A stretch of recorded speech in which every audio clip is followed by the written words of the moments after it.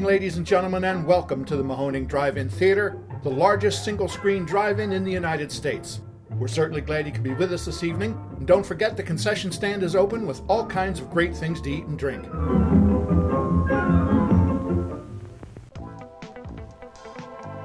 89.3 Mahoning Drive-In Radio, your old friend Virgil back once again for another exciting episode of the podcast. It's been too long. Joined as always as my co-host and general manager extraordinaire, Mark. Say hello, Mark. Hello, Mark. And guys, we got Jeff back. Say hello, Jeff. Hello, Jeff. I was waiting for it. Set it right up. As you guys know, the only podcast dedicated to the love and revival of our beloved drive-in culture. And we've just come in for a landing on our epic 2022 season. And guys, what a ride, hasn't it? It feels like this year more than any other went by really fast. For you? It did. Yeah. I always say right when I feel like I'm getting the hang of things and hitting a good rhythm, it's October and it's over. Yeah. Uh-huh. That was the case we were just talking about before we started recording, how the Patreon's been clicking up, and I'm sure it's because we've been talking about it and people are spreading the word that, hey, this doesn't have to end in the off season. There's a way to keep your finger on the pulse of what the Mahoning is doing, what they're planning. And we are planning some madness, as always, a lot of things to stay tuned for. But today we're just going to kind of go over, do a recap. And since we got Jeff, I know there's some questions that we saved that the fans have been sending in.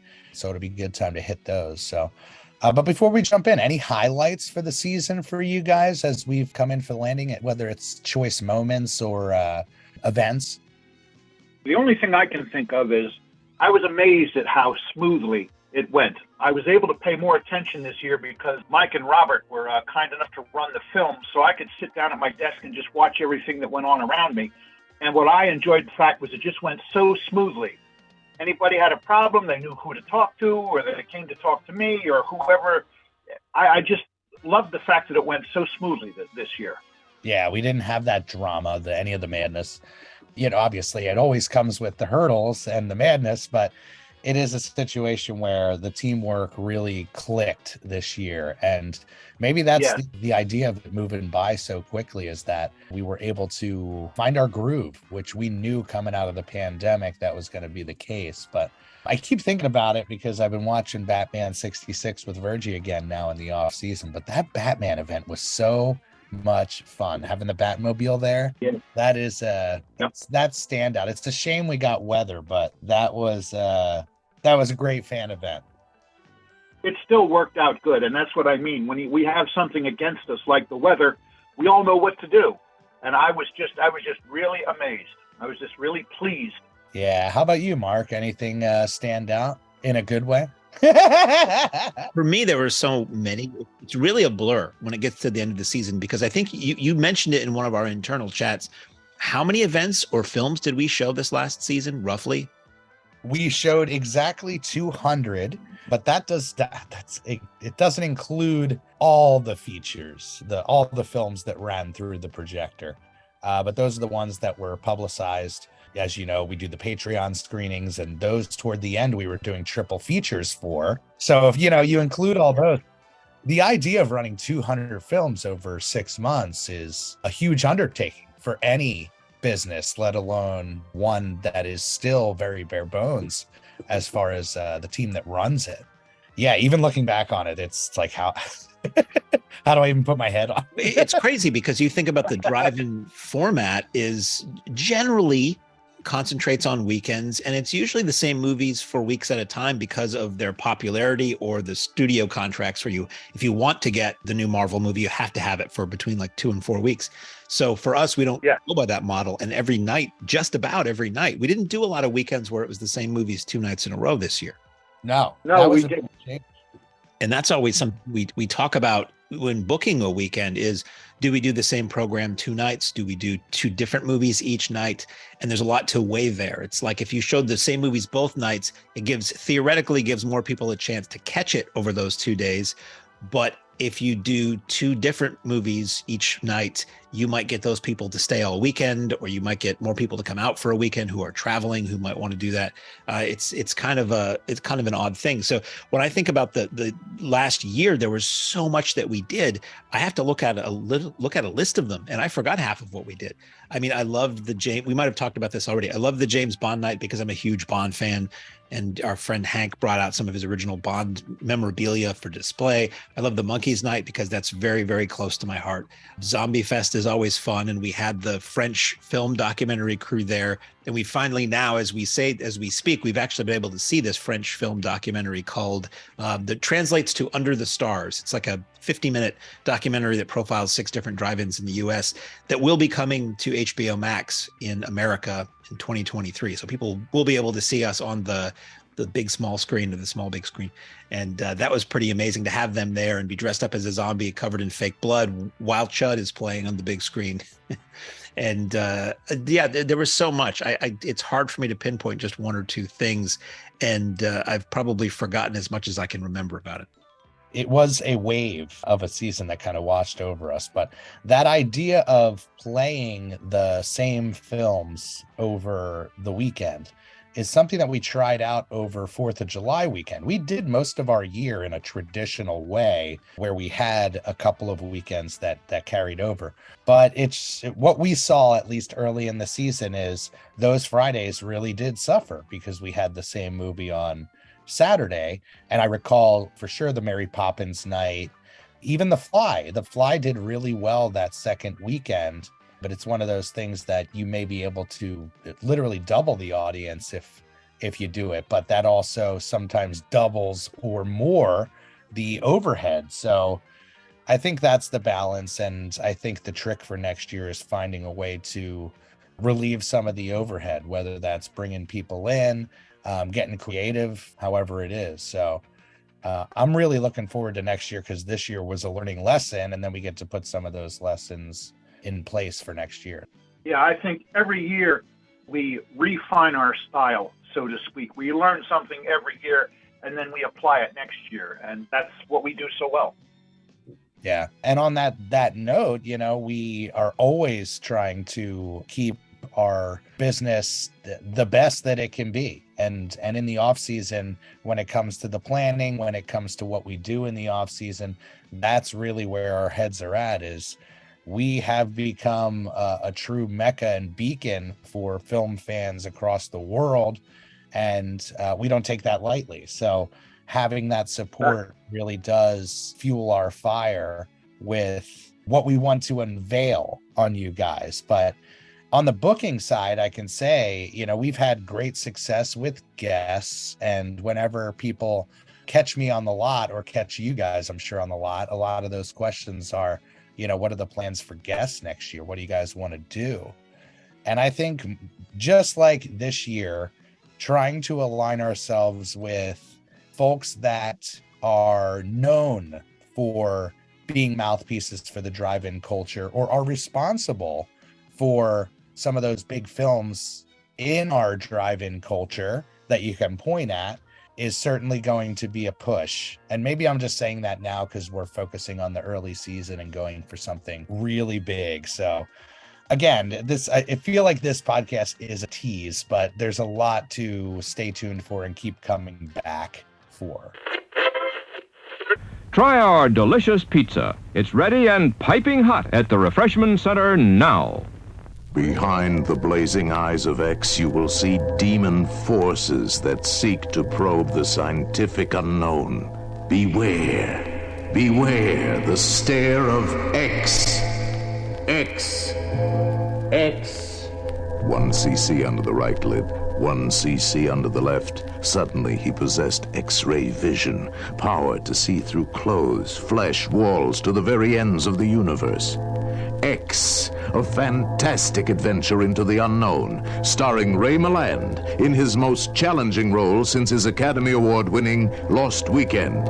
X, the motion picture with a theme so unique it could only be called X, filmed in Pathé Color and Spectrorama. X, the man with the X-ray eyes, is the different picture this year from American International. You won't ever forget it. X. X. Mark, what do you got as far as stuff on the docket for today's episode? Well, I had a couple of questions that I had, some notes I had taken from previous conversations we've had that I wanted to ask Jeff about some of, speaking of reflecting back on the season. So we are dealing with week to week, a 73, I believe, year old theater as we speak. And most of the equipment, it's not that old, but it's not, we're not working with state of the art stuff in maintaining a vintage drive-in theater running 35 millimeter. And there was one night, what was the film that was running? We had the sound go out. Do we recall what show that was? It was Frankenstein. It was Universal Monsters, and I want to say it was Frankenstein. I believe it was Universal Monster Mash weekend, and it was not very far into a film. Michael was projecting, and there was a changeover, and suddenly movie one. Suddenly somebody says there's no sound. Now, a lot of those early Universal films like Frankenstein and Dracula, there are long stretches of quiet in those movies. Sometimes they're still utilizing the technique of silent cinema, and occasionally somebody talks. So it didn't occur to us until somebody came out and said there was no sound. And we looked at things, we couldn't figure out what it was. And then it was determined that, I believe, circuit board had blown in what was the piece of equipment? The Starscope, which is the audio processor. And do you know what vintage that Starscope is? Because if you've ever seen it, the font looks like it's the Star Wars font. So it's clearly like a post-1977 thing. Yeah, those are from the early 80s.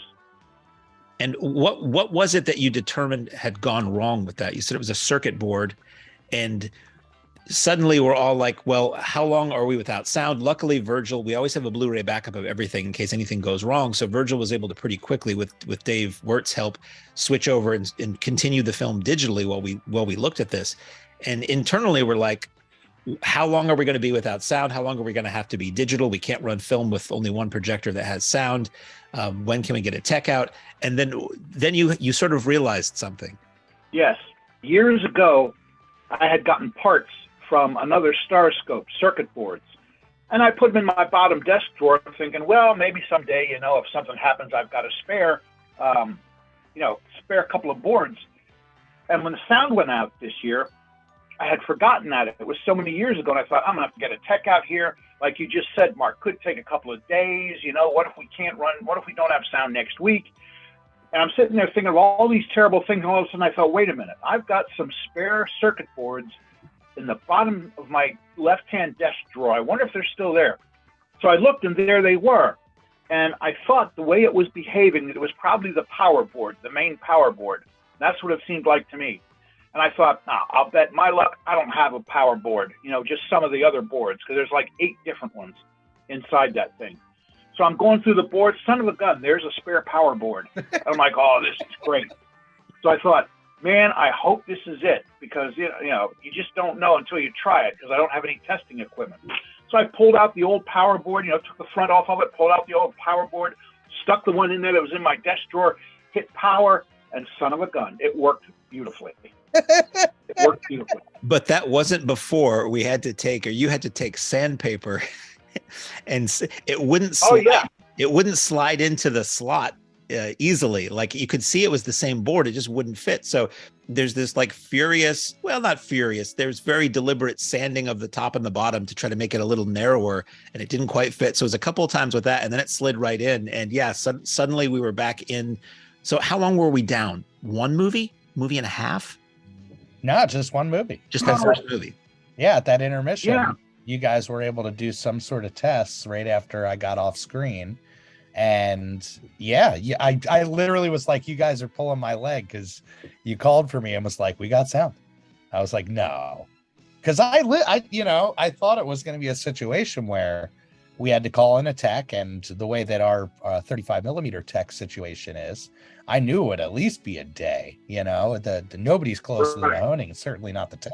It was one of those saves the day moments, and one of those things where we really did not know what to do. Like, had no idea, A, what had gone wrong with the equipment, and B, even if we found that replacement, how would we get that in there? No, and it's a perfect example of, your knowledge and know-how with the equipment that really, it more times than once this year, has saved the day. So that was definitely a Yahoo moment, and one that I wish we would have documented. It would have been a perfect like documentary moment to be like, first night of Universal Monsters, everybody's hyped up for the 35, and then Yep. Well, it goes along with the education you get.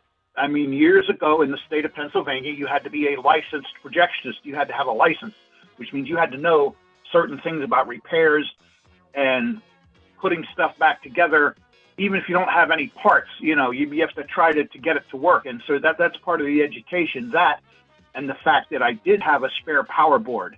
If not, we would have been back to the tech situation. But I did have a spare. And now our tech took the one that had blown out and he's rebuilding it. So then we'll have a spare again. Wonderful. That's great. And we get that a lot. We get people who will show up at the theater, whether they're connected in some way as a fan or in the drive-in industry, a theater industry, and bring pieces and parts. Even if we don't need them, they'll be like, hey, here you go. I don't have any use for this sound head or whatever it is. So they'll bring it in and we'll kind of assess and be like, is this for us? So yeah, it's nice to have those backup parts. And that was a perfect example there. Absolutely.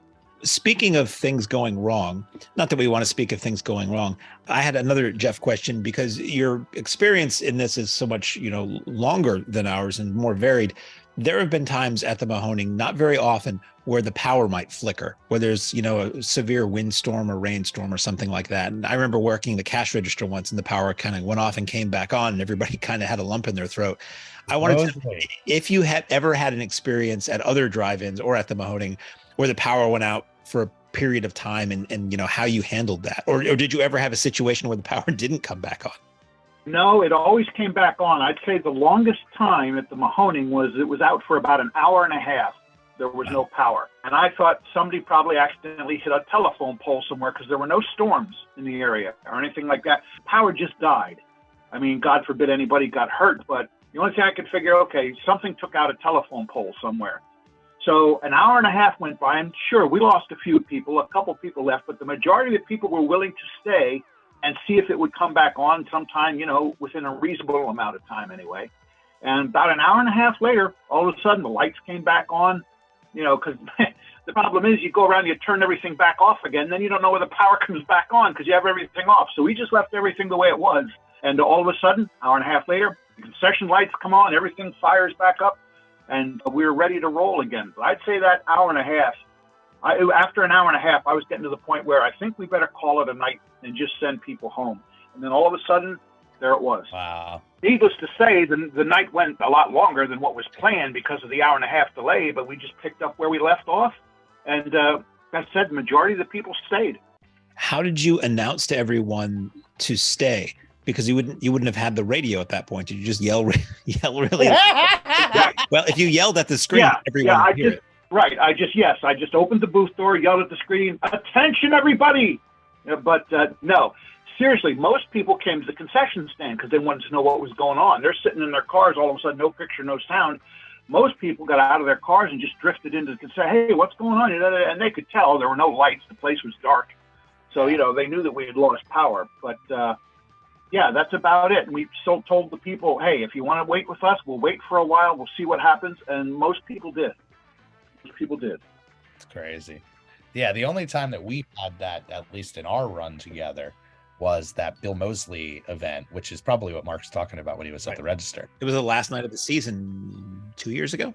Yeah, and it was, oh my God, it was nuts. We have our vendor tents outside, and those things were whipping, like rocking and rolling. I remember at a certain point, me and Carl were out there trying to hold those puppies down, making sure that they were all set. But yeah, the power flickered. It wasn't during the movie though, so it was pre-show while Bill was signing. He was cool as a cucumber though. You can tell he was pro. He's like, whatever, the power goes off, we got lights. We'll make this work. And I did have one other question. You had mentioned a while ago in one of our conversations, we talked about, one of the staples of drive-ins. What do you have to deal with at a drive-in? You have to deal with the rain, and they made drizzle guards. And occasionally you have to deal with the cold as the year goes on. And for a while, drive-ins had in-car heaters. That's something I've never experienced anywhere. But you had said at the highway drive-in, they had in-car heaters. Now, when was this? Like, how did they work? They're on each speaker pole, there was a special socket where you would plug the heater in. And they would give you one at the stand. I don't know if they took a deposit or if they kept your driver's license so that you would bring it back, something like that. But they would lend them out to you. And then on the pole where you got your speaker from, there was a socket that these plugged into. And then you could put them in your car and turn them on, and they would heat the car up. They were electric heaters, obviously. And they did pretty well because they were 208 volts, which is weird. Usually you think, okay, it's either 120 or it's 220. These were 208 volts, and that was so you couldn't take them home as souvenirs. They wouldn't work. That's so 120 smart. isn't enough.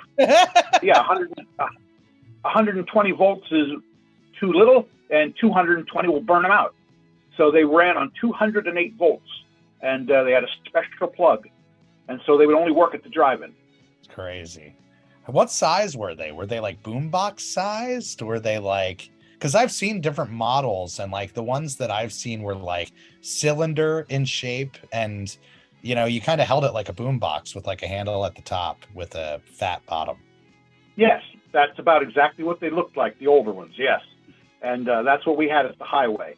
And you would take that in your car and put it on the floor, or what they called the transmission hump that went between the front seats. You'd put it there. Yeah. So that the back seat people could get some heat. And they worked very well.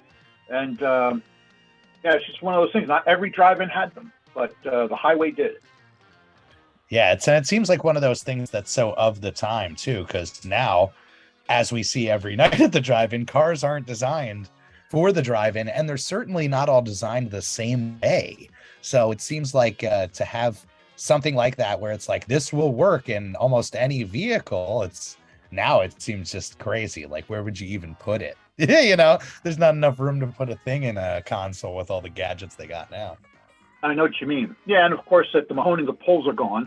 Some drive-ins are still fortunate enough to have their poles, but if they didn't have that 208 volt socket, they can't use a heater there anyway. But they were a thing there for the time in the 50s and 60s, and the drive-ins that had them, they worked quite well. And they stopped using them basically because the underground wiring started going bad, just like why most drive-ins don't have their speaker poles. The underground wiring started to go bad and short out, and that was just the end of the system. Yeah, we talked about it. This is a fun thing to talk about, but in the office / projection booth, right above Jeff's desk, there's a big old console that has all these different numbers and lights and rows of switches. And I asked him the one day, like, what is this? Like, what did this control at a certain point? And you said it actually controlled row lights and speaker sound for each row? Yeah, you had a switch for each row of speakers. So if you had a speaker short out in one row, it didn't take out the whole field. You could isolate that speaker. Now you would lose the rest of the row, but it wouldn't kill the whole field. If I turned off row 12, all the other rows would work. Or if you had a speaker short out in row 6 and it affected the whole field, you turn off row 6 and then everybody else gets their sound back. So it was a way to isolate what row had the bad speaker. That's crazy. Imagine, watching the movie, all of a sudden your sound goes out. But it again is one of those timely things. Like somebody at a certain point figured out, you don't have to lose the whole entire lot. You can regulate it so they can at least move up a row or a row or two and be able to get their sound back. Right. Now with the row lights, how did that work? Was there lights on each side of the Mahoning lot, like one on the entry side where you come in and one on the exit side, or just entry? Right. And if you remember, that's what we did this last year. Our good buddy Jeff Quinlan made exit signs for every row, which is the way it would have looked back in 49. You had an exit light at the end of every row lit up that people could see which way with an arrow to find the road out of the drive-in. And of course, over the years, they all got rusted away or demolished or whatever. So Jeff Quinlan made an exit sign for each row, put solar lights on them. And now next year, because you asked about the incoming lanes, the incoming rows also had a light at each row, just like the old one in the concession stand. It said row 9, and then underneath was a regular light or a red light. If the red light was on, it means the row was full. There was no room left. You had to go to another row. So you would turn those red lights on, and they were switched from in the booth. You would turn the red light on and turn the regular light off. And people knew it was full. Yeah. So what we want to do next year with Jeff Quinlan is he's going to make entrance lights for all the rows. So we'll have those again. Not quite like the original ones, but we'll have them. Markers. I mean, that's the one thing with the bigger events that we do. We took it upon ourselves to start rebuilding the back of the lot that had become swamped and beaten down over the years and lost its humps. So once you get to the back of the entry side portion of the lot, you start to kind of lose where the actual roadways are. Now, we laid down gravel and built up the humps for that Joe Bob event. So now we have the roads back, but some of those definitely aren't as defined or as easy to follow as they would be having a row sign. And it's classic, you know, having that, bringing that back in this case to the Mahoning. Yes, I can't wait till we get those done. That'll give us a light for each row on both sides of the row. And, you know, people stick on the main road, and when they see what row they want to go in, they just duck in and go that way. Right now, you drive all over the place, and there's nothing saying what road you're in or where you're at. They go drive over the humps, you know, right in front of people. It's crazy. So this will get it a little bit more defined when we put those lights in. Yeah, that's great. Guess what? Guess what would taste good right now to everyone in the car? Candy. We've got your favorite kind at the concession stand. Come on down and pick out the kinds you want to enjoy during the rest of the show.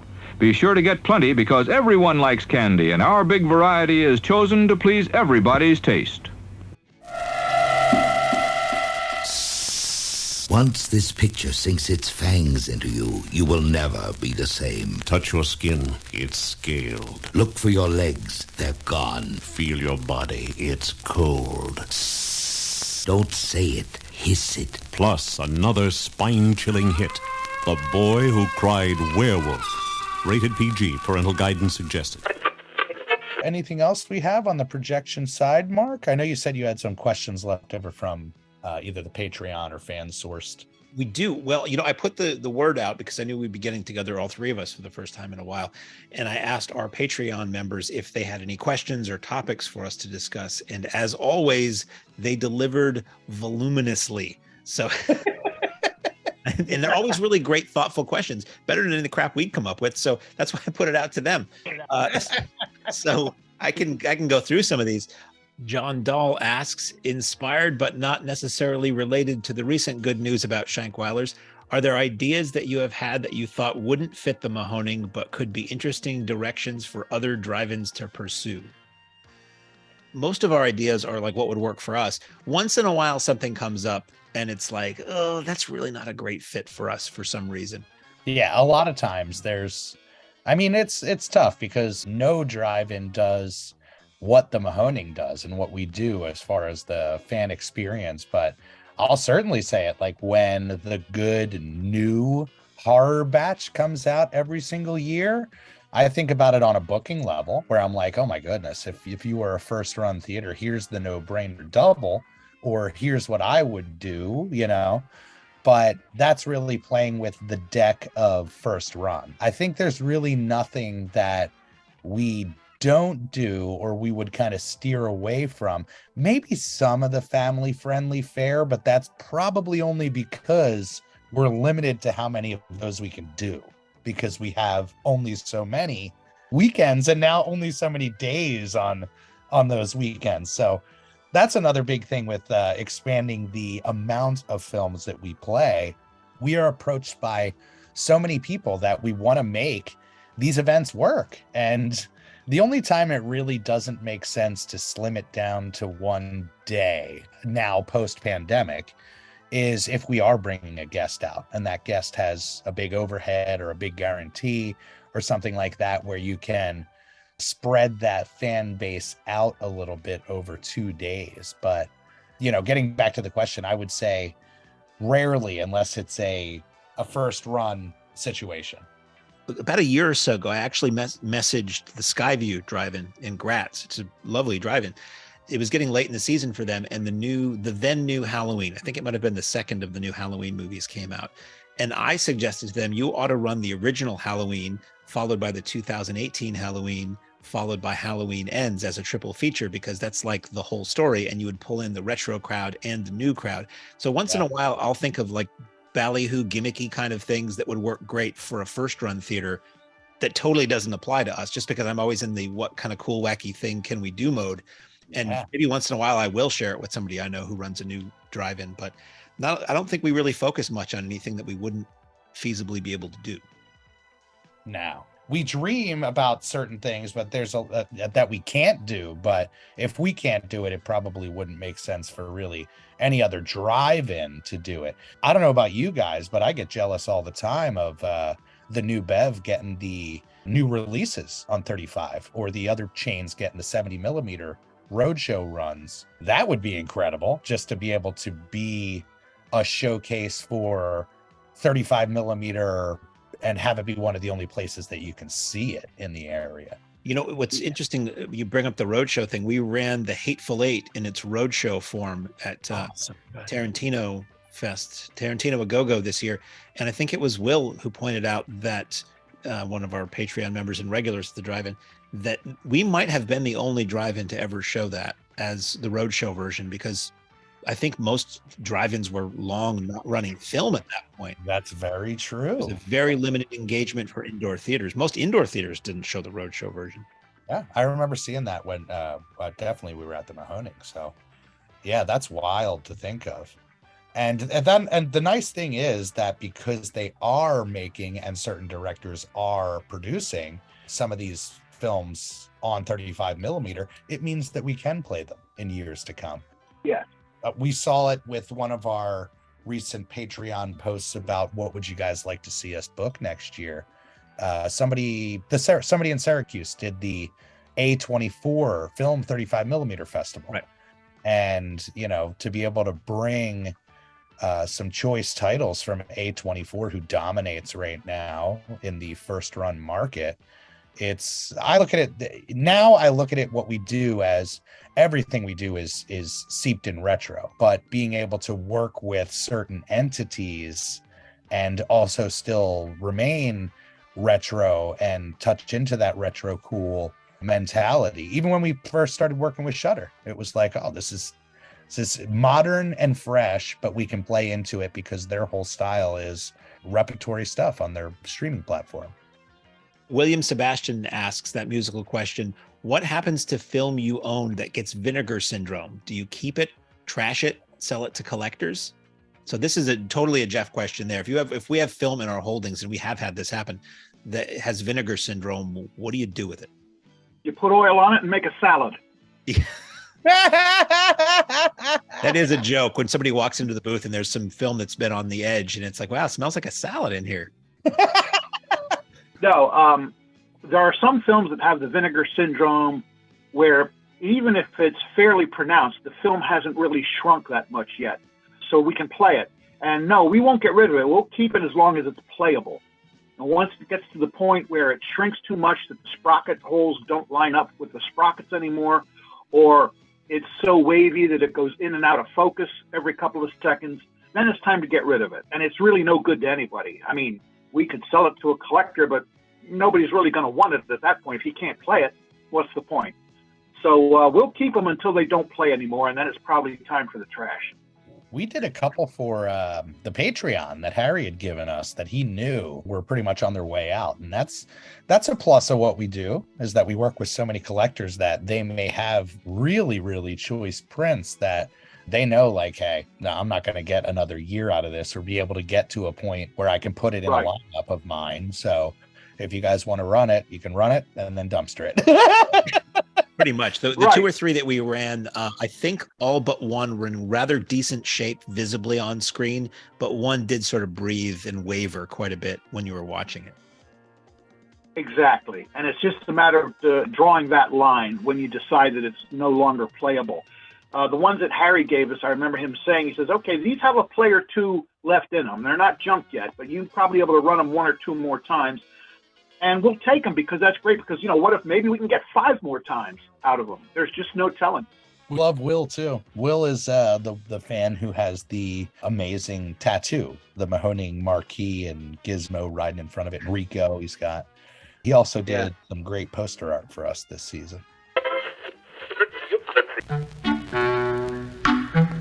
I'm sorry, sir. This is a private mountain. But I only wanted it. This mountain is reserved for patrons of drive-in theaters. But it's a supply depot for all sorts of good things, which people can get at the snack bar, like soft drinks, hot dogs, good hot coffee, candy bars of all kinds, delicious popcorn, and refreshing ice cream treats. But I am a patron of this drive-in. Well, why didn't you say so? Be our guest. Here's one from a family member, from Vince at Merch. Have you spoken before on your favorite drive-in ads or commercials? If not, what is a favorite ad you have shown at a drive-in and what makes it your favorite? So he's talking about the pre-show, the intermission snipes and things like that. Does anybody have a favorite? Ooh, that's tough. I always liked the Martian. I don't know if we have it, but it's definitely one that we've shared on our socials. It's I think the premise is that Martians have landed on the drive-in lot and they're really taken with the concession stand. They come from all around to visit our snack bar. Yes. Yeah. That's a really, really choice one. And yeah, I mean, honestly, I love I guess you'd say like the aesthetic of the art that was used during that era. Yeah. Even something as simple as the countdown clocks and things like that. I really love the moment in our countdown clock where the golfer, yes, the golfer goes in for the help to help the lady swing, and it's the perfectly timed boing, and her eyes get a little bit wide. And it's 4, F-O-R-E. Yes, 4. Yeah. That might be my favorite countdown, just because it's the one that my drive-in, the Claremont drive-in in New Hampshire, played as a kid. So every time I watched that was the highlight of the night for me, was seeing that little animated countdown. To hear that boing, you're like, here it comes. As an adult, it is now, yeah. And when I used to go to the Northfield drive-in in New Hampshire, Massachusetts, they ran that countdown. So that was hugely, that's been like a thread throughout my drive-in life, is that countdown. I love the Pick commercial. I love the one where it's a live action color, and in the back of a woman's head, and you hear a man go, "Hey mom," and she turns around and mouths, "Who, me?" Silhouette of the man and the woman in the car, like they're silhouetted about to eat a hot dog, and it just looks kind of crude. Suggestive. Yeah, the classic swirl dater with funky fanfare playing behind it. I'm a sucker for that stuff. I used to buy those Something Weird videotapes that were just 2-hour compilations of that stuff, and I could just watch them all the time. So I have the whole collection. I got it last Christmas. Oh, I love it. I love it to death. Makes me hungry. Do you guys have specific favorites? Well, my favorites are the ones that I brought with me from the Highway Drive-In, because those are the really old ones, like that animated one that Mark likes so much. All those came with me from the Highway because they were going to tear it down. And I'm taking the intermission reels. I'm not going to let those go, down with the building. So I brought those with me when I left that company. And those are my favorites just because I was showing those when I was in my 20s. I was showing those ones, the exact same ones that we're running now. And it's just so long ago, and I'm glad they're still running. It's amazing that they're in one piece yet. But again, that's the care you have to take with this old film that gets brittle. Is very careful how you run it. And so far, I've got everyone I left with all those years ago. They're still running. They're still in good enough condition we can run them. That's beautiful. That reminds me, did we get a gift from the Ricos guys this year? Like a snipe or something from a countdown clock from somebody? That was from Philmac. Philmac, that was it. From Justin Atkinson and Philmac, Robbie Mack at Philmac, who are working on the Let's All Go to the Lobby documentary about Philmac. They gave us some 35 that they still had in their holdings. Yes. We love it. Yeah, I think that's the 5-minute countdown clock they sent us, is the 5-minute one. Yeah. Fantastic. Yeah, all of them are 10 minutes except one. We have one 5-minute one in case it's slow in the stand or we have to get a move on. We have a 5-minute countdown clock. All the rest are 10 or 12. Yeah, I know the guys Frankenstein won together this year. That's a lot of fun.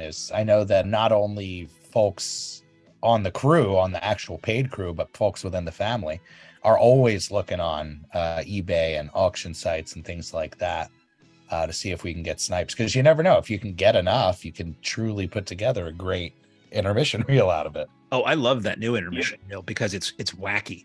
But there was a film collection that we bought earlier in the year this year, and it came with dozens of vintage early 1970s 35 millimeter TV commercials. They were never intended to be shown in theaters. They were for TV. And in the boxes that they came in, they have the labels that say what shows they were intended for, like the air date. It was like Merv Griffin show on this date at this time, or Fat Albert show at this date at this time. And they threw some of those in there. So we've got old cereal commercials and old X-Lax commercials. And a lot of this stuff gets run into Patreon shows, but once in a while they get run into a regular show. And it's a treat to see something that was never ever made to be seen for more than probably a few weeks ever on the big screen, looking like it was shot yesterday. And a time cap. Talk about going back in time. Yeah. I love that Chex Mix commercial that we got and all that fun stuff. Tom Bafolco asks, with this past Freddy Fest being the final run of that particular event, what are your philosophies in terms of rotating themed events, putting some into hibernation and reviving events from years past? The final nightmare. Yeah, so many people were so concerned. Like, you're not doing Freddy Fest anymore? Are you insane? It's like, no, we're not that crazy. We're going to bring it back. We've built a brand at this point, and it's really hard because I think people see us stick with annuals. So when we put something to rest, it's like, oh no, is that not working anymore? Is that in trouble?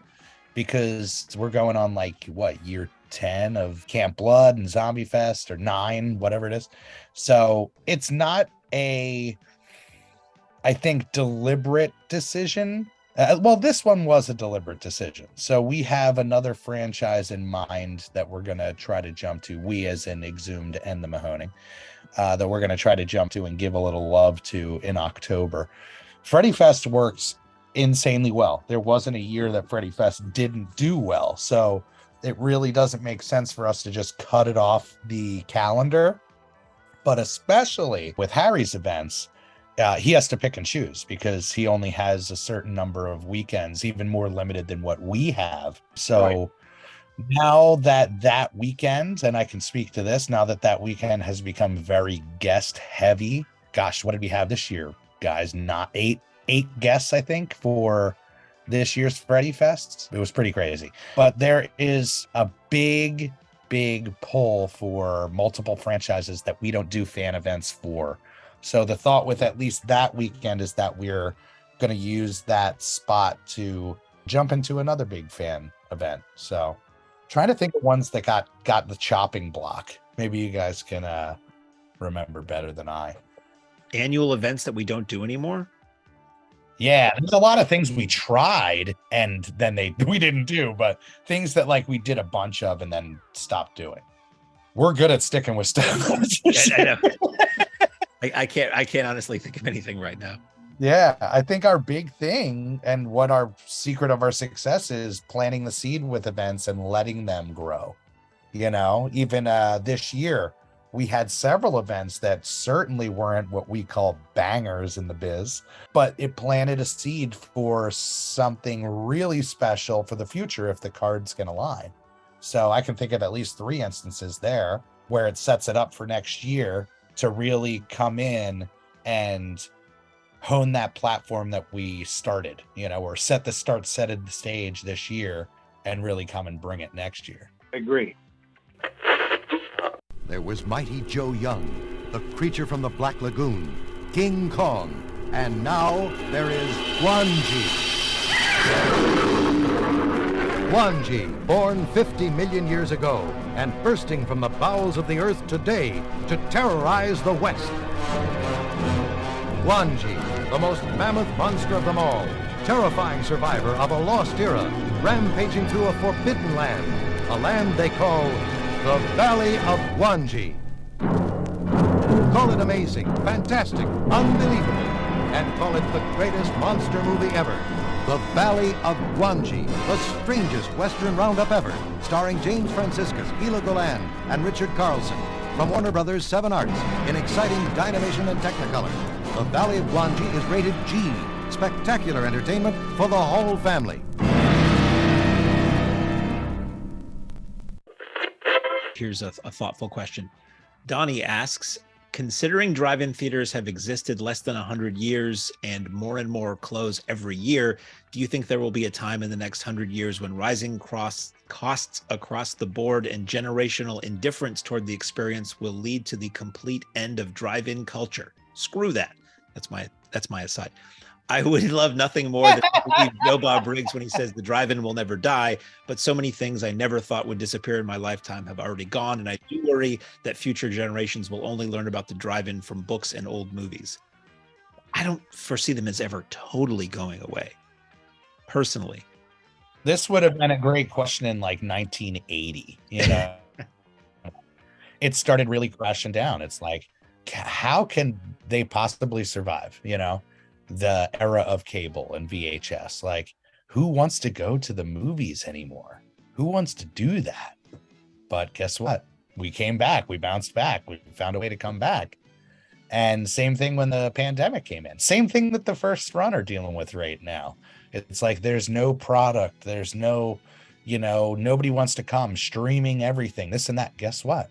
They dealt with the same thing during the era of cable and the era of the video store. And they held strong, and the power of film and movie going won out. And I think as long as there's movies, hey, even if somehow there weren't movies, there will always be a platform for people to, or a need for people to want to get together and see movies. And that's the drive-in is, to me, since I've rediscovered the drive-in in you know, the more recent decades, it's as much of a social thing as it is watching a movie. That's why I love to get there early. That's what we are for so many people. It's a place where we can provide you with a great time, and you could leave before the movies even start and still feel like you had your money's worth and had a great time. It's so much more than just watching movies, at least with us. And I think people do want to get out of the house and they want to have a communal activity, even though the drive-in is as communal as you personally want it to be. You could go and you never get out of your car. You could go to the snack bar, get food, sit in your car, never talk to anybody and have a great time. Or you could, you know, socialize and carouse.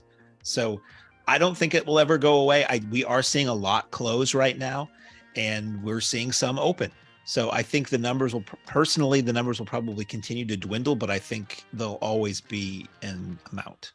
And there'll always be staples and beacons and meccas, you know, because of places like Mahoning and others across the country that have the history, have the story, have the preservation angle. And it is, if you're a fan of the Mahoning, you know how important it is to preserve something that you love.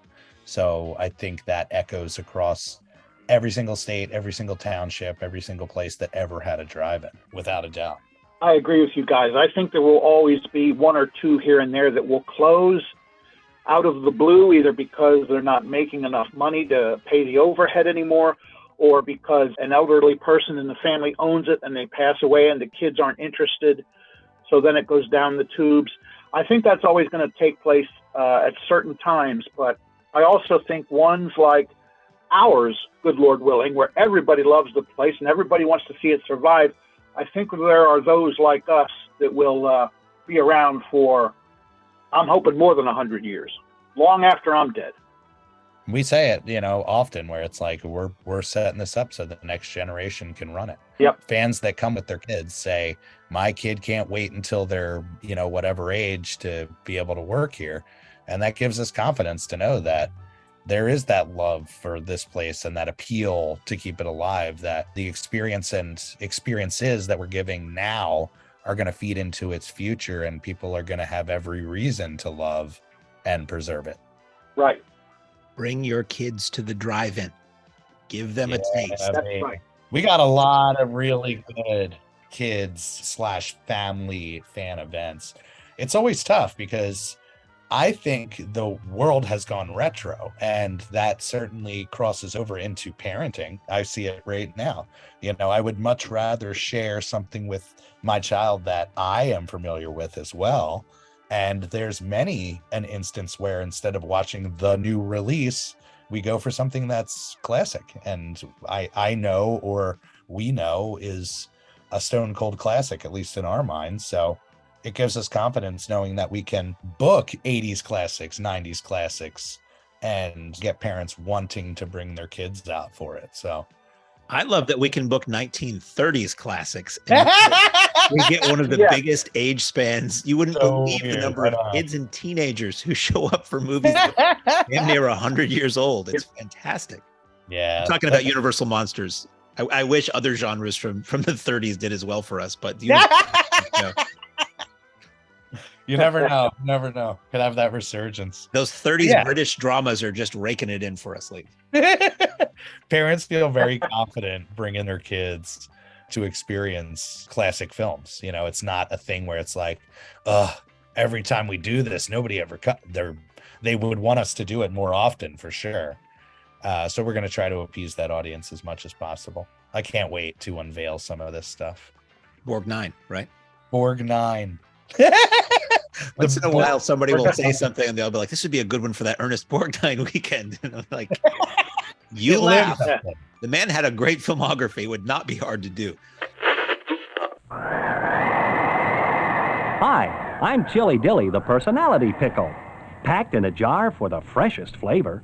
Served cold in a sack for you to savor. So dainty to eat, no muss, no fuss. An ideal snack for all of us. Crisp, tender, and tasty with a bit of spice. Buy one now. Taste how nice. Snack bar clerks will knock themselves silly, speeding your order for a real chili dilly. So here's a cool businessy question. So James Bracantes, and pardon me if I mispronounced that, what's the average attendance at a Mahoning weekend show? I go to lots of shows by myself, so that's 1 to a car, but sometimes I see 7 or 8 people huddled around a van down by a river. So it can be hard to estimate by counting cars. 100 people, 200, 500. What's a typical crowd? What number is considered a success? Yeah, he said it's hard to figure it out. It's impossible to figure out. We always go with the mentality, and have for many years now, that every car is going to, on average, have 2 people in it. There's going to be those people that come with 1. There's going to be those people that come with 5, you know, but on average, each car is going to have 2 people in it. And, you know, people who come to the Mahoning regularly, they see it. Our weekday shows are not the crowds that we pull for weekend shows. We've had many that have done very, very well. But traditionally, those weekends are more than half sold out. I don't think we had anything that was less than more than half sold out. Our sellout this year was 700 tickets. And eventually we went to a little bit less than that, at least when we had big overnight potential.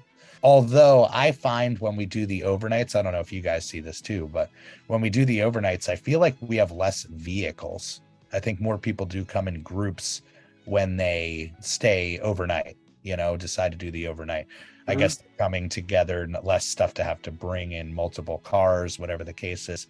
And most of the action gets forced to the back. So it's tough to say because each night is a different overhead as well. So like you look at a Tuesday, which is designed to have a low overhead, and what we need to do to be quote unquote successful is a much lower number or amount. But I mean, to show behind the curtain a little bit, we don't really look at ticket sales and can't really look at ticket sales as a part of the quote unquote success of the business, because a lot of that comes in the other departments, as most people know, the concession, the merchandise, things like that. A lot of the time, if the ticket sales can cover the overhead of the show, being the film costs, the shipping, the payroll, things like that, that's a huge win. So like Jeff said earlier, how we run the business transforms every single year, but how we gauge our success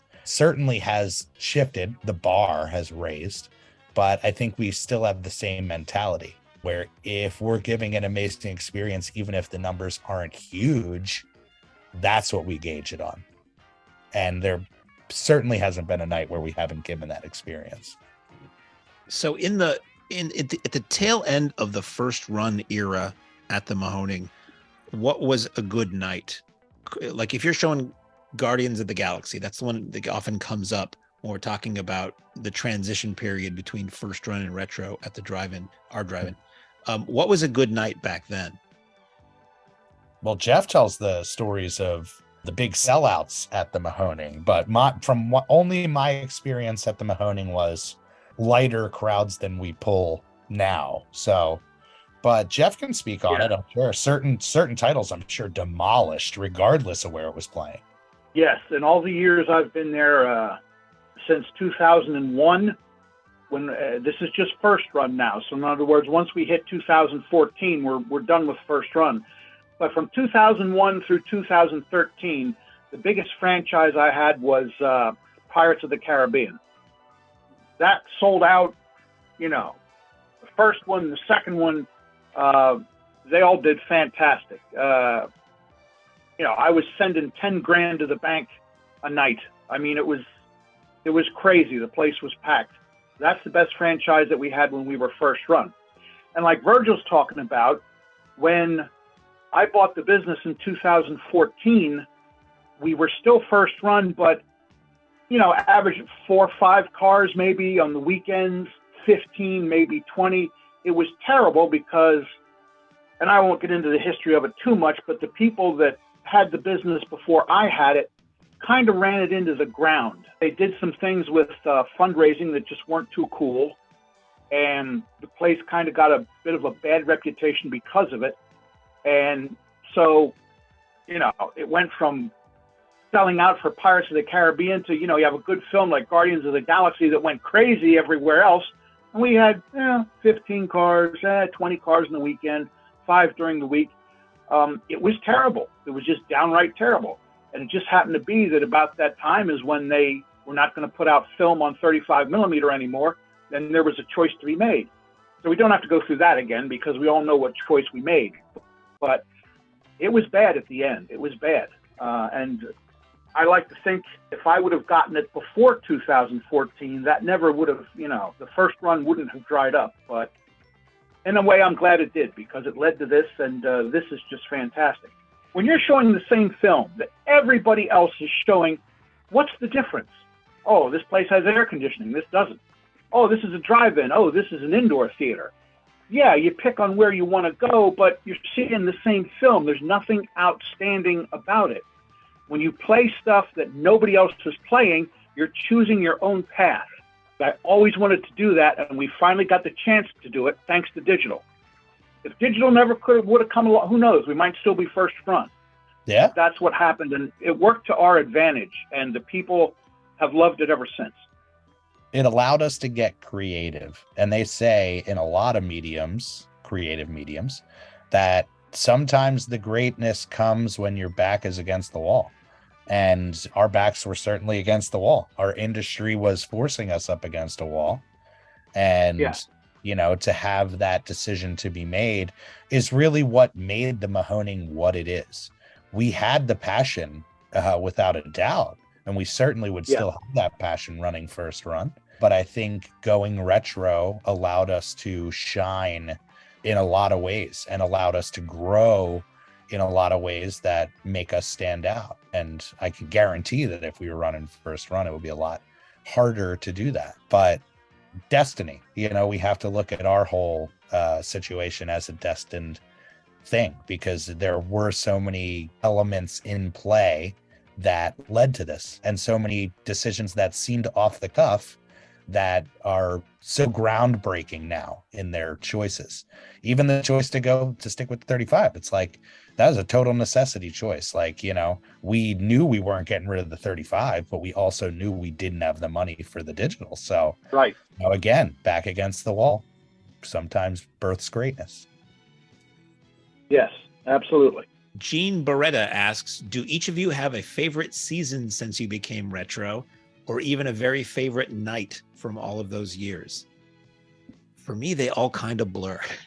I mean, that first retro season was so exciting because it was so fresh and different. And I was just a customer finding this home away from home 6 hours away from where I lived every weekend, and just being so excited to see old movies on the big screen on film and old trailers and all that kind of stuff so regularly. For me, it was like a once or twice a year thing, and then suddenly I could do it every weekend if I wanted to.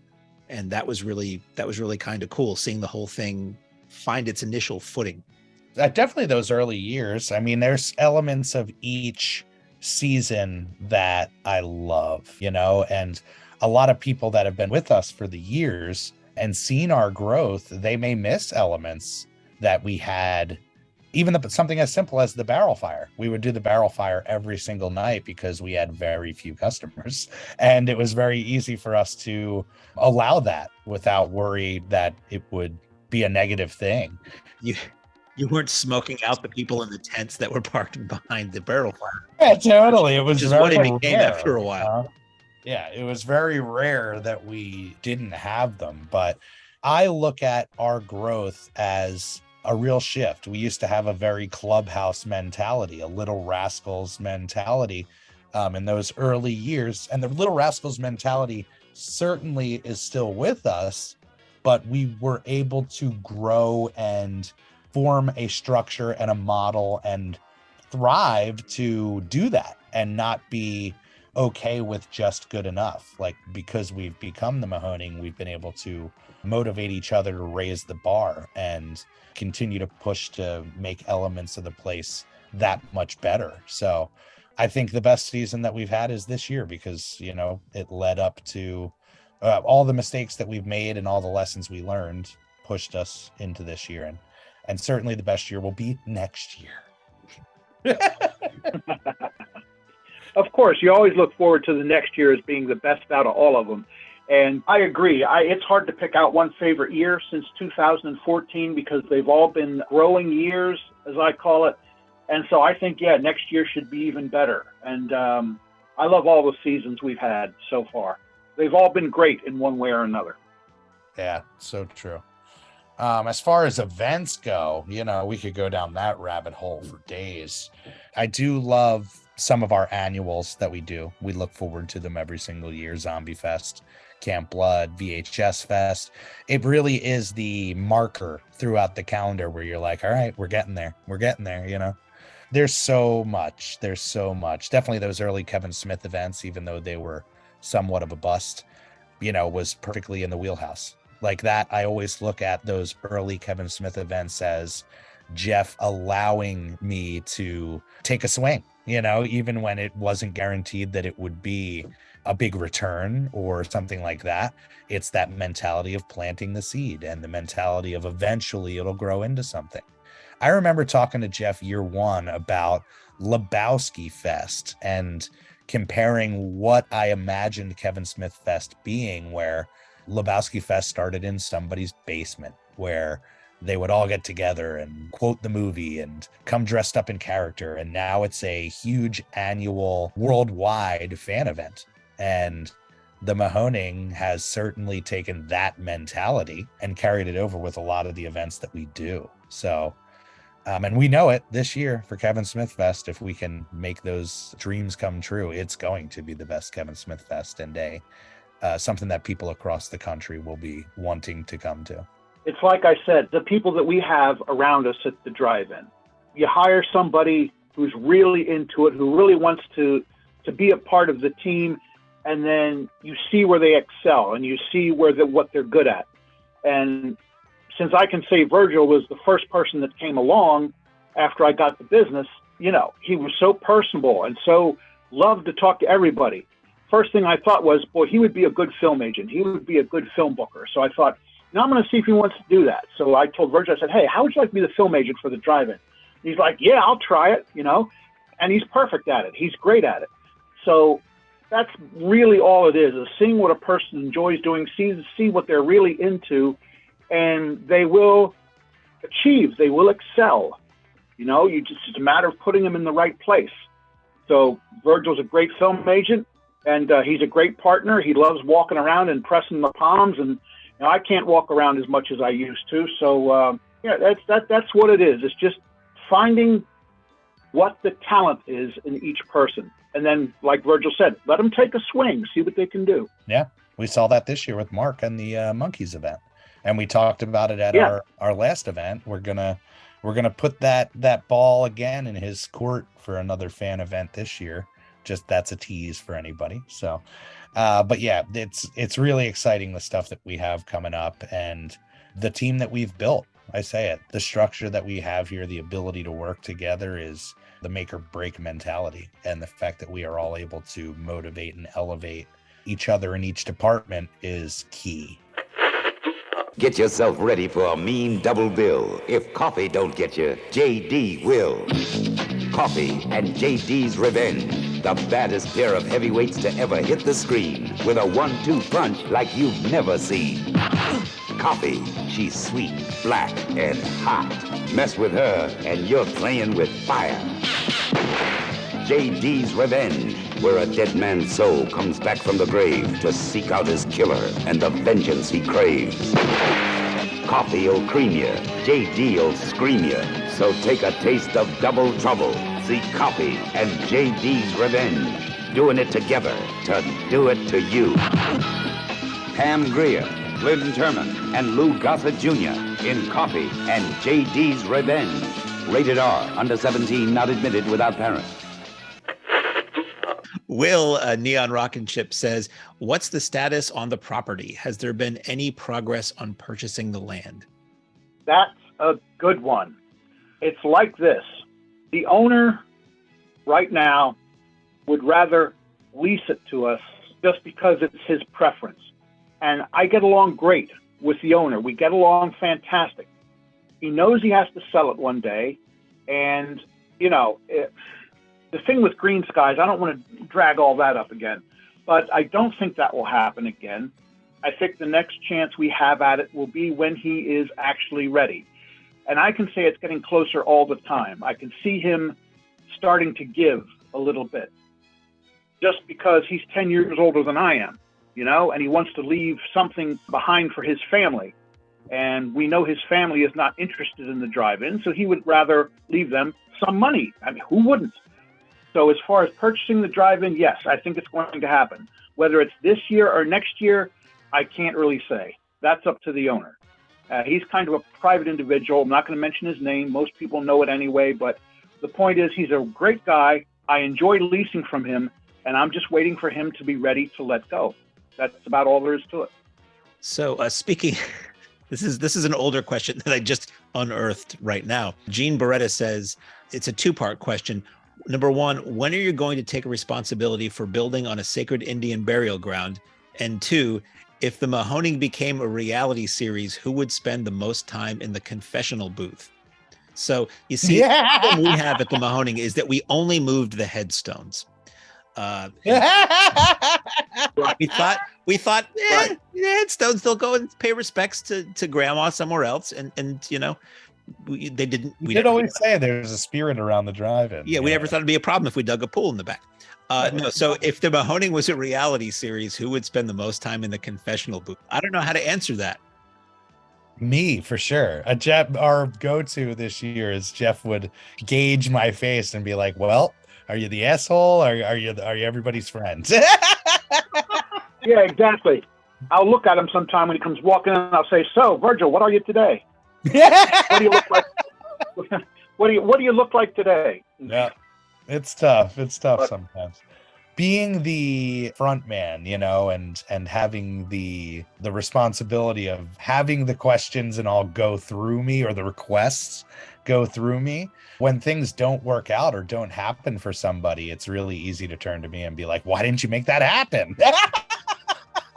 But it is a reality series, you know. There's so many endless instances, moments, adventures, little tiffs, you know, but nothing ever major. It's truly become second nature to what we do. We talk about that, you know, if this was a reality series, or when we write the book, there are so many things where it's just like, you know, reality TV is based upon the notion that we have this thing we have to do. It's impossible. There's no way that we can do it. But by the end of that hour, my God, we made it happen. That is what it's like there all the time. Something comes up. Yeah. Oh no, it's raining really heavy and the snack bar is flooding. Better move that space heater. Or the print. There's no way we can get a print. We can't get a print. What? A print? Shut up. I didn't ask for a print. We've got a print. That kind of stuff happens all the time. That would make for wonderful TV drama. And I'm happy on the nights where there would be nothing that would make great TV drama. But if somebody wanted to spend all their time shooting miking us all and shooting all the time and editing it forever, probably would get a wonderful 25 minutes a week out of that place. This would be an honest reality show because none of this is scripted. We're reacting to exactly what happens the moment it happens. So believe me, it's real. Oh, yeah. Oh, yeah. Yeah. You could say reality TV. That's always in quotes. It is so heavily manipulated most of the time and engineered and things like that. And for us, it's just, a neighbor will roll in on a riding lawnmower to come and buy popcorn. That's yes. Which does happen frequently, and it's great. I always say, it's wonderful. It's the best kind of customer. They don't take up a parking space. They buy our most high profit items, and then they take their garbage with them. Yes, please. You couldn't script that. Perfect. Yeah, it's great. And we like that. Honestly, what a great compliment to our snack bar staff that one of our neighbors wants to come to our place and get his dinner and leave. That's great. Yeah, regularly. Yeah. All the time. Yeah. Or you have somebody ride in on a motorized unicycle. That happened once. People who showed up, they were like, this guy was riding down the highway on that. You got to be kidding me. Yeah. It's like I came from Allentown. It's never boring. It's very, very, very rarely boring at the theater. There is always laughs and insanity and wonderful magic moments every night we're open. Oh, yes. Zachariah Smith says, do 3D movies work at a drive-in? My understanding is no, but I bow to your expertise. We just went to a 3D screening. Mark, you weren't there, were you? No, I missed that show. The week after, which was one of our most listened to episodes last year, we all went to the 24-hour-thon. This year, the show after was the 3D, what did he call it? 3 Dimensions of Fear. Or 3 Dimensions of Terror, something like that. Or something like that. It was Jaws 3D. It was Friday the 13th 3D. And it was Amityville 3D. And it was amazing. As they explained before the screening, Exhumed Films has patented and created a new type of 3D glasses that work without a silver screen. And Jeff can attest to this. Back in the day, and most people will remember this from their childhoods, the screens in the theaters were actually silver. They would give off a kind of a shimmery shine. And a lot of the reason for the success of 3D was the ability to bounce light off of the screen. Without that, it's really hard to pull off 3D. But don't ask me to get into the technology. But I guess we'll save that for when Harry comes on eventually. But yeah, somehow he made it work. But traditional 3D, Jeff, that's something I've always heard is difficult to make work at a drive-in. Yes, it's practically impossible just because the white screen does not have the reflectivity of a silver screen. And you would think that would be opposite. You would think, oh, a silver screen is darker. It's not, but for 3D, no, you need that silver screen. I don't know what chemical it is that allows it to work. I don't know the name of it, but you really do have to have one. If you try 3D on a white screen, you're looking and you're like, well, yeah, I sort of see it, but not really. Yeah. So if Harry wouldn't have come up with this special lens that he has, why, it wouldn't work at all. So I'm glad that he came up with that. At least we can see some things in 3D. Yeah, and it would be amazing to do. But another big thing with 3D as well is the control of light. It needs a lot of light. The light needs to be controlled. And that's something that's way more difficult at a drive-in versus an indoor because you have the elements, you have the distance, you have so many things that go against you when it comes to the brightness of the picture. Yeah, right. Drizzle, fog, all kinds of stuff. Yeah. So, but Harry has certainly brought up the idea of trying it. I think the only way we could pull it off is like half capacity and having nobody beyond the snack stand. They certainly wouldn't get the effect beyond the snack stand, but boy, oh boy, did it work in the indoor. The 3D gimmicky 80s effects, I'm a sucker for that, man. Just like, they find every reason to put something in your face. It's pretty phenomenal. One of my drive-in stories that I don't think I've told on here, and I'll save for a separate instance, is when the 80s 3D explosion happened, which 3D was always a reaction by the movie studios to a threat. In the 50s, it was TV, and in the 80s, it was cable and home video. And right around 83, when you had that explosion of 3D movies again, I saw Space Hunter, Adventures in the Forbidden Zone, with Peter Strauss and Molly Ringwald and Michael Ironside at my local indoor theater in 3D. And I had always read about 3D, but I'd never experienced it until that year. So I loved it. And it was going to play at my local drive-in. And I was super excited at the idea of seeing a 3D movie on a screen that big. And we got there and were super disappointed to find out they were showing it flat.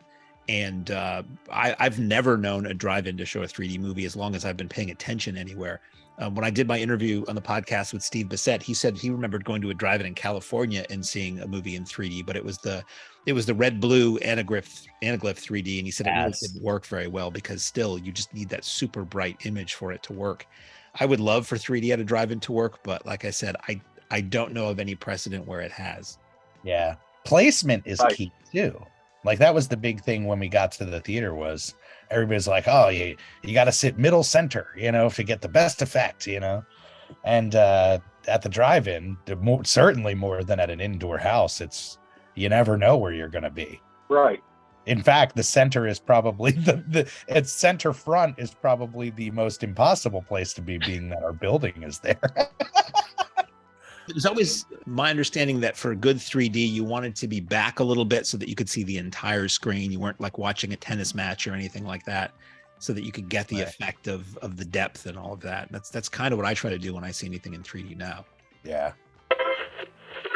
Good evening, ladies and gentlemen. The management of this drive-in theater is happy to announce you can enjoy your favorite form of movie entertainment regardless of rain.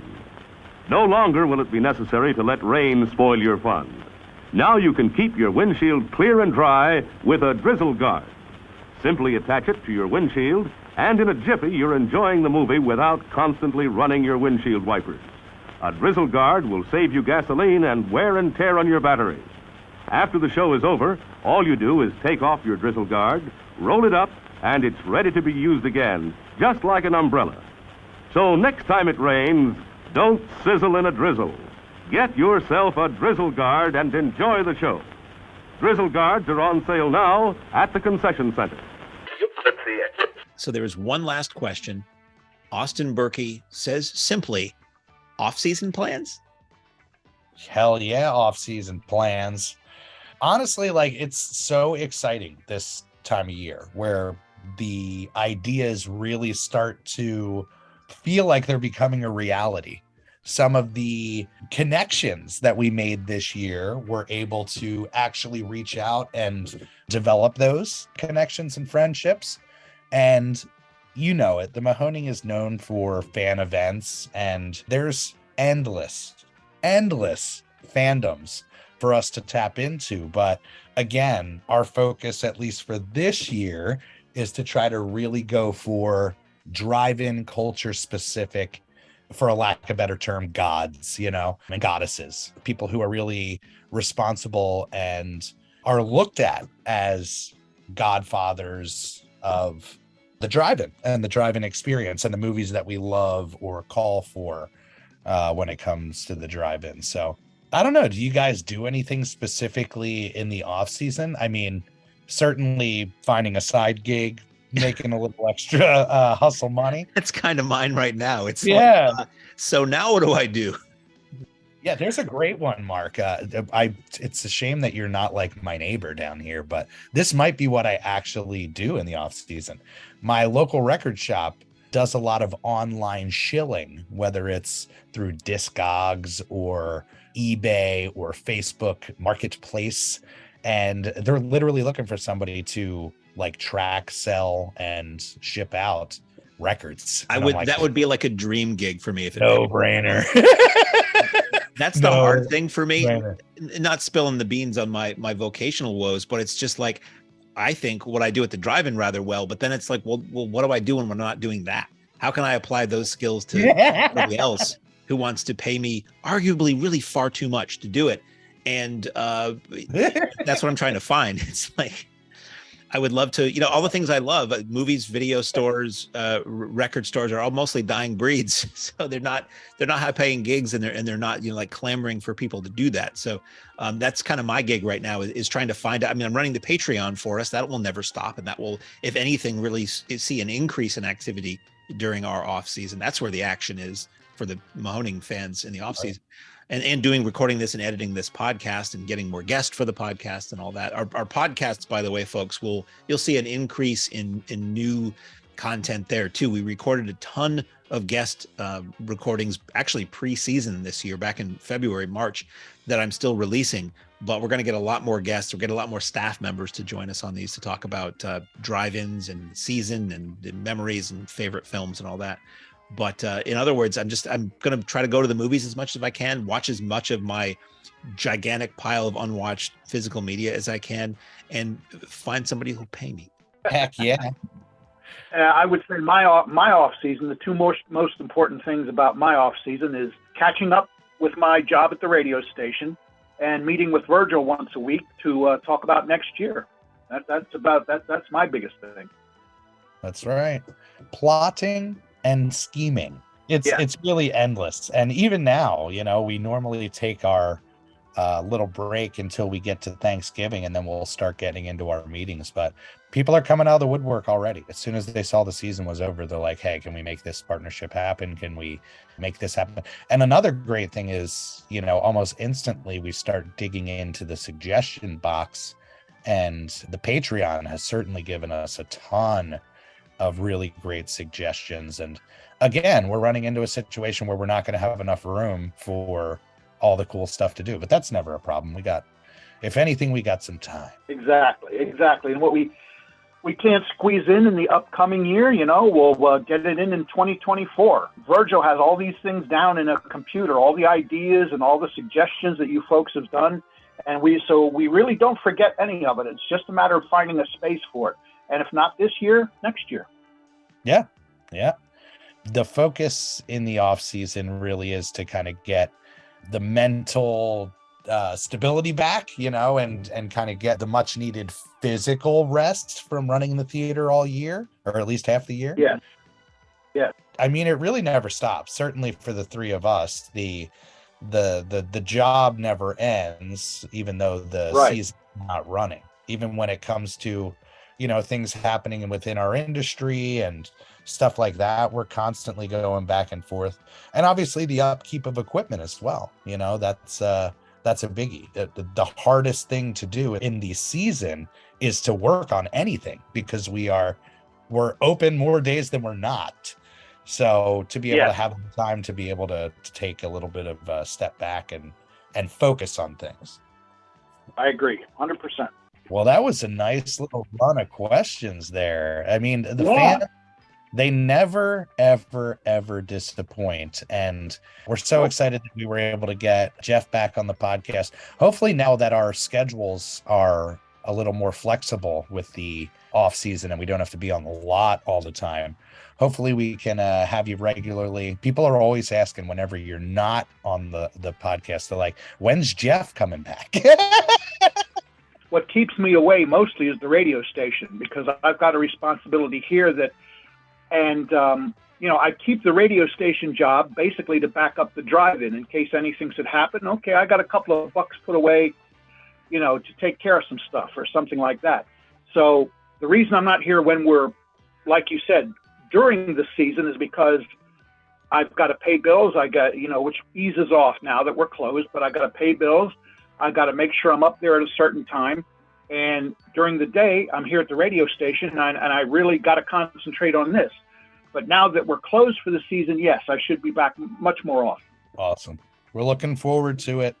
As always, we can't urge you guys enough to jump over to the Patreon. We have amazing virtual screenings on a regular basis. So it's like a way of getting the Mahoning dose at home. So A great way to keep your finger on the pulse of what we're doing, our plans, all that fun stuff. And we can't say it enough.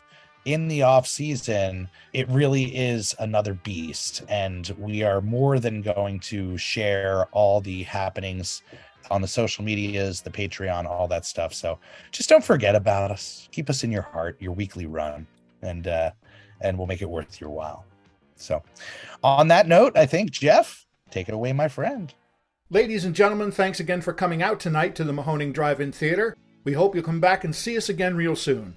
The exit is on the right-hand side of the screen at the front of the field, and most importantly, have a very safe trip home. Good night, and God bless you.